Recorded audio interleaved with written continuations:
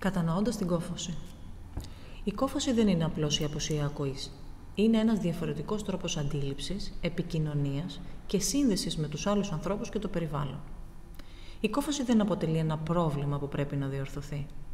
Θα μιλήσουμε για την κόφωση ως μέρος της ανθρώπινης ποικιλομορφίας, ως ένα στοιχείο ταυτότητας, πολιτισμού και κοινωνικής παρουσίας.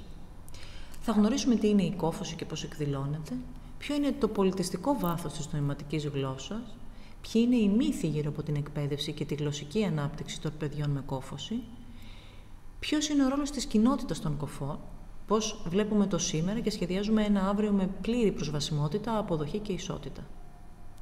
Η λέξη κόφωση αναφέρεται σε μια σοβαρή ή ολική απώλεια της ακοής. Όμως πίσω από αυτή την απλή φράση κρύβεται ένα πολύπλοκο και ευρύ φάσμα εμπειριών. Η κόφωση δεν είναι ίδια για όλους. Υπάρχουν άνθρωποι που γεννιούνται χωρίς ακοή, οπότε μιλάμε για συγγενή κόφωση. Άλλοι πάλι χάνουν την ακοή τους σταδιακά ή ξαφνικά, λόγω ατυχήματος ή ασθένειας ή γύρα τους, οπότε μιλάμε για επίκτητη κόφωση. Υπάρχουν διαφορετικοί βαθμοί απώλειας. Η βαρικοεία είναι όταν το άτομο διατηρεί κάποια υπόλοιπα ακοής και μπορεί να ωφεληθεί από ακουστικά βοηθήματα. Η ολική κόφωση είναι όταν δεν υπάρχει λειτουργική ακοή, ακόμη και με τεχνολογική ενίσχυση. Και επίσης είναι σημαντικό να σημειώσουμε ότι η απώλεια ακοής δεν είναι μόνο ζήτημα βιολογίας, αλλά εμπειρίας, γλώσσας, πολιτισμού και επιλογής ταυτότητας. Ένας από τους μεγαλύτερους μύθους που δυστυχώς επιμένει είναι πως η νοηματική γλώσσα είναι ένα σύστημα χειρονομιών ή ένας κώδικας που μεταφράζει τα ελληνικά. Όμως η αλήθεια είναι πολύ διαφορετική. Η νοηματική γλώσσα είναι φυσική γλώσσα, ακριβώς όπως τα ελληνικά, τα γαλλικά ή τα ισπανικά.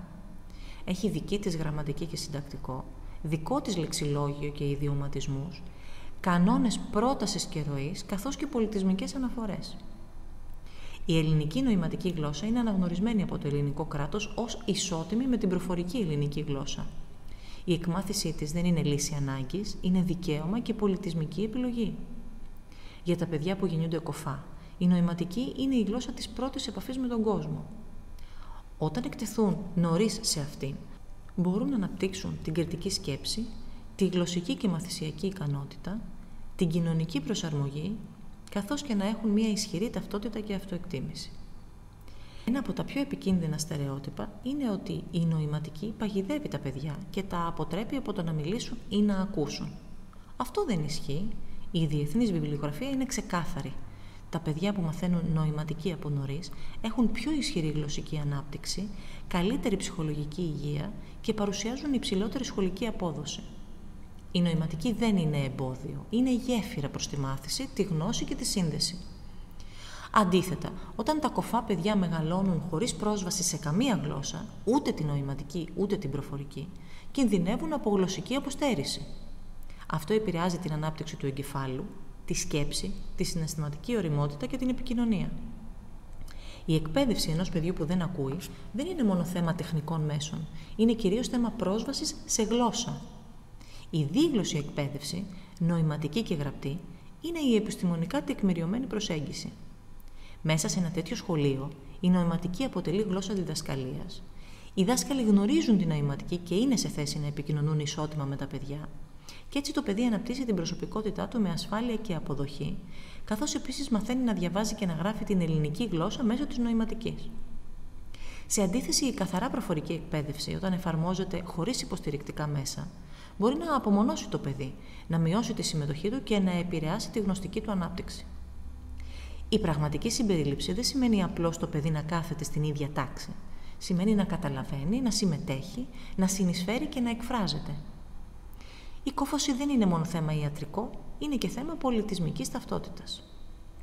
Η κοινότητα των κοφών είναι μια γλωσσική και πολιτιστική μειονότητα. Όπως οι αυτόχθονες λαοί ή οι κοινότητες μεταναστών έχουν τη δική τους γλώσσα, εδώ μιλάμε για την νοηματική, τη δική τους ιστορία, και εδώ μιλάμε με δικούς της ήρωες και στιγμές αγώνα, πολιτισμό, εκδηλώσεις δηλαδή, λογοτεχνία, ποίηση στη νοηματική και κοινωνική ζωή, όπως λέσχες, φεστιβάλ και συνέδρια κοφών. Για πολλούς κοφούς η απώλεια της ακοής δεν είναι αναπηρία, είναι μια διαφορετικότητα, είναι ένας άλλος τρόπος να είσαι άνθρωπος. Σε αυτό το πλαίσιο, πολλοί κοφοί δεν βλέπουν ανάγκη θεραπείας, δεν θέλουν να αντικαταστήσουν την νοηματική με φωνητική γλώσσα και αισθάνονται υπερηφάνεια για την ταυτότητά τους. Τα κοχλεακά εμφυτεύματα είναι οι ιατρικές συσκευές που επιτρέπουν σε άτομα με σοβαρή κόφωση να λαμβάνουν ήχους μέσω ηλεκτρονικής διέργεσης του ακουστικού νεύρου. Για κάποιες οικογένειες είναι μια ελπίδα για ευκολότερη ένταξη σε έναν κόσμο βασισμένο στην ακοή. Για άλλες όμως είναι απειλή προς την νοηματική γλώσσα και τον πολιτισμό των κοφών. Πολλοί φοβούνται πως τα εμφυτεύματα προωθούν την ιδέα ότι η κόφωση πρέπει να διορθωθεί. Ότι το παιδί μεγαλώνει με την αντίληψη πως είναι ελαττωματικό αν δεν ακούει. Και ότι οδηγείται στον αποχωρισμό από την κοφή κοινότητα. Ποια είναι η αλήθεια? Δεν υπάρχει σωστή απάντηση. Υπάρχουν παιδιά με κοχλεακά που μεγαλώνουν δίγλωσσα και διαπολιτισμικά, συμμετέχοντας και στην ακουστική και στην νοηματική κοινότητα. Υπάρχουν άλλοι που απορρίπτουν τα εμφυτεύματα και εστιάζουν αποκλειστικά στη νοηματική. Το σημαντικό είναι η ενημερωμένη επιλογή, χωρίς πίεση, χωρίς ενοχές, χωρίς ιδεολογικούς αποκλεισμούς. Οι γονείς ενός παιδιού με κόφωση αντιμετωπίζουν συχνά σύγχυση, άγχος και κοινωνική πίεση. Δέχονται συμβουλές από γιατρούς, λογοθεραπευτές, συγγενείς και ειδικούς. Γι' αυτό η ενημέρωση πρέπει να είναι αντικειμενική και ισορροπημένη. Να παρουσιάζονται όλες οι επιλογές. Προφορική επικοινωνία, νοηματική, δίγλωση εκπαίδευση, τεχνολογικά μέσα. Να στηρίζεται σε επιστημονικά δεδομένα. Να σέβεται το δικαίωμα της οικογένειας να επιλέξει χωρίς φόβο ή ντροπή. Και πάνω απ' όλα να ακούει το ίδιο το παιδί, με τα μέσα που έχει στην ηλικία που βρίσκεται. Η κόφωση είναι και ζήτημα ανθρωπίνων δικαιωμάτων.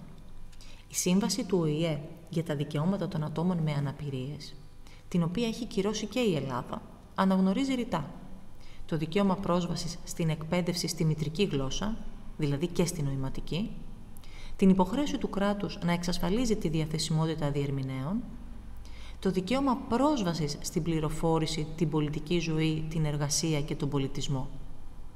Οι χώρες που το έχουν εφαρμόσει συστηματικά έχουν καταγράψει μείωση της κοινωνικής απομόνωσης, αύξηση των μορφωτικών επιπέδων, καλύτερη ψυχική υγεία και αυτοεκτίμηση. Ας δούμε μερικά παραδείγματα καλών πρακτικών που ενισχύουν την κοινωνική συμμετοχή των κοφών. Τηλεοπτικές ειδήσεις με παράθυρο νοηματικής. Δημόσιες υπηρεσίες με ενδοεπικοινωνία μέσω βίντεο διερμηνέα. Θέατρα με παραστάσεις προσβάσιμες στη νοηματική. Πανεπιστήμια που προσφέρουν ταυτόχρονη μετάφραση. Δράσεις πολιτισμού σχεδιασμένες με την ενεργή συμμετοχή της κοφής κοινότητας. Εκπαιδευτικά ιδρύματα με δίγλωσσες τάξεις. Η κόφωση δεν είναι έλλειψη, είναι διαφορετικότητα.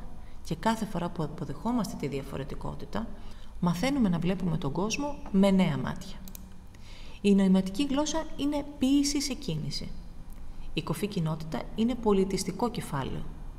Η ισότητα δεν σημαίνει να ακούνε όλοι, σημαίνει να ακούγονται όλοι με το δικό τους τρόπο. Ας πάψουμε να σκεφτόμαστε τη σιωπή σαν κενό. Η σιωπή μπορεί να είναι γέφυρα, φως, έκφραση. Και τότε, αντί να προσπαθούμε να θεραπεύσουμε την κόφωση, ας προσπαθήσουμε να ανοίξουμε το μυαλό και την καρδιά μας. Γιατί τελικά, μια κοινωνία που χωρά όλες τις φωνές, ακόμα και εκείνες που δεν ακούγονται, είναι μια κοινωνία πιο ανθρώπινη, πιο δίκαιη και πιο δυνατή.